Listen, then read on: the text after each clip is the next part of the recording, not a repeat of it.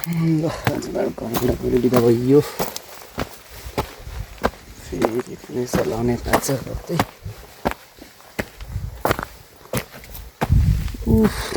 बिदा भइयो घरबाट 3 दिनको बसाइपछि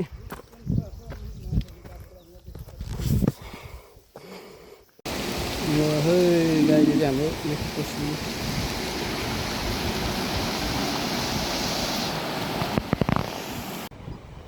ल गाइस आज चाहिँ हामी त्यहाँ पुगेर आयौँ 3वटा डाँडा कटेर आयो त्यसपछि आज चाहिँ हामी यो बाटो हुँदै त्यता फेरि उता जान्छौँ माथि आज चाहिँ हामी दाइको ससुराली जाँदैछौँ आज हामी एक रात त्यहीँ बसेर त्यसपछि हामी भोलि काठमाडौँ लाग्छौँ गर्मी ज्यादै छ के गर्नु म चाहिँ यो ब्याग अनि यसमा यो बोकेर हिँड्दैछु गाउँको कोसेली त्यही हो अब एकैचोटि माथि गएर भेटौँला है त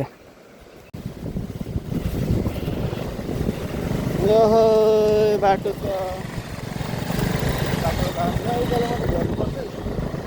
हो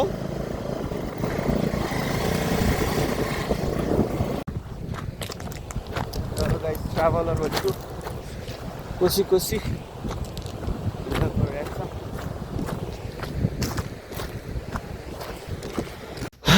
लगाइस बाटो देख्न सक्नुहुन्छ यस्तो छ बाइकमा यहाँ 2 जना जान नमिल्ने भएर दाइ चाहिँ उहाँ पुगिसक्नु भयो त्यो डाँडामा म चाहिँ हिँड्दैछु हेलमेट बोकेर आज थकाइ लागिसक्यो यस्तै छ बाटो गाउँघरको सबै पहिरो गएर बाटो बिगारिदिएको छ पसिना कालो भइसक्यो पक्का ब्यागको दिक्क भइसक्यो देख्न सक्नुहुन्छ पहिरो चाहिँ यसरी गएको छ सबै पहिरो गएर बाटो ब्लक यता पनि यस्तो छ ब्लक भइदियो अन्त अहिले शीतल भयो हामी जाने बाटो चाहिँ यो पनि थियो तर यहाँबाट बाइक लान नमिल्ने भएर यो बाटो जाँदैछौँ हेरौँ यो बाटो कस्तो छ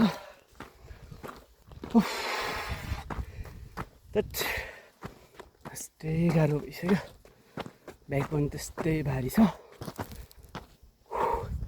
यस्तो उकालो पानी बोक्न बेसी छ फेरि पानी तिर्खा लागेर मर्न आँटेको छ पानी पनि यता अब कुवाहरू पनि सबै भूकम्पले गर्दा सुकिसकेको छ अब एकैचोटि घर गएरै खाइन्छ होला पानी पनि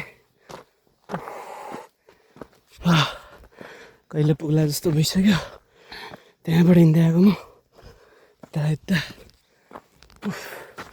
अझै कति हिँड्नुपर्ने हो थाहा छैन बाइकमा गए त ठिकै हो रत्तो हुन्छ 2-3 किलो घटिन्छ जस्तो छ गाई छ घाम हुनु नि कोही तेर्सो हुन्छ नि चढेर जानु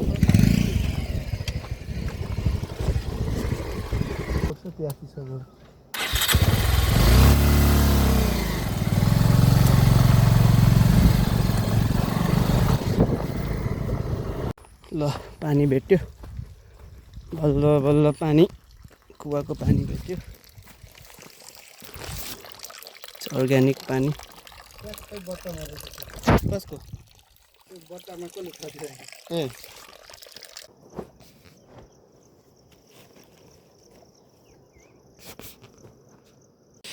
हेलो त्यहाँबाट आएको हामी गाइज त्यहाँ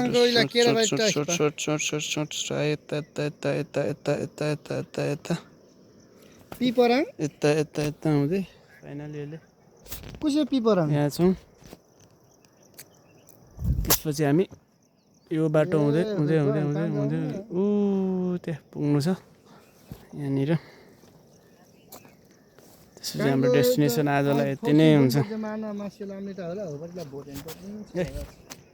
अब लगभग 20 मिनटको बाटो छ त्यसपछि हामी हाम्रो डेस्टिनेसनमा पुग्छौँ हाम्रो रात आज त्यहीँ बिताउँछौँ।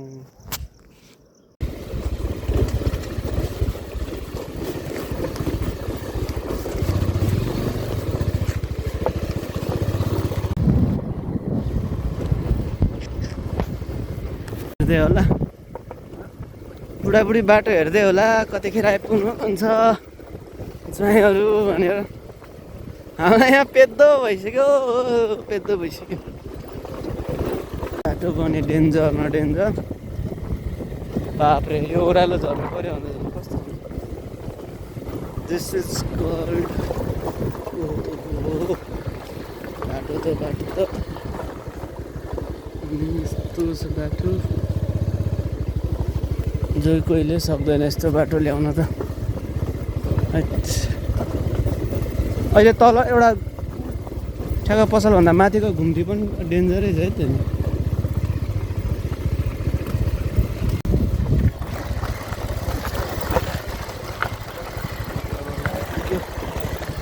बजाउन लाग्यो अब यही गाउँ हो लगभग आइपुग्नु लाग्यो।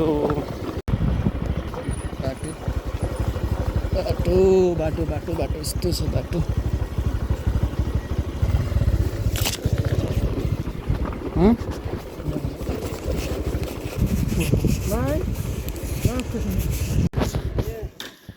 लोहना नाच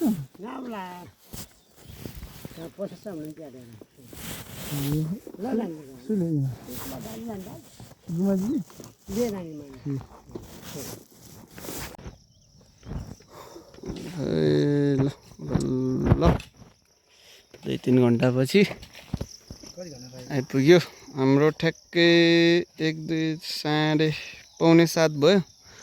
हामी कति बजी हिँडेको?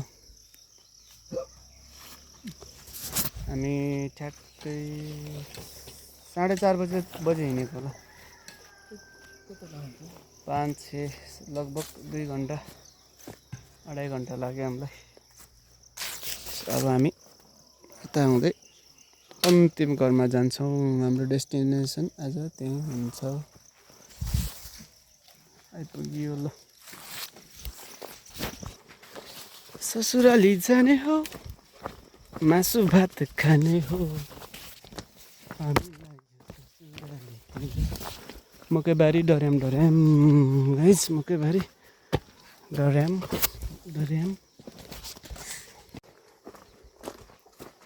कमल फाइनली गाइज आइपुग्यो सल।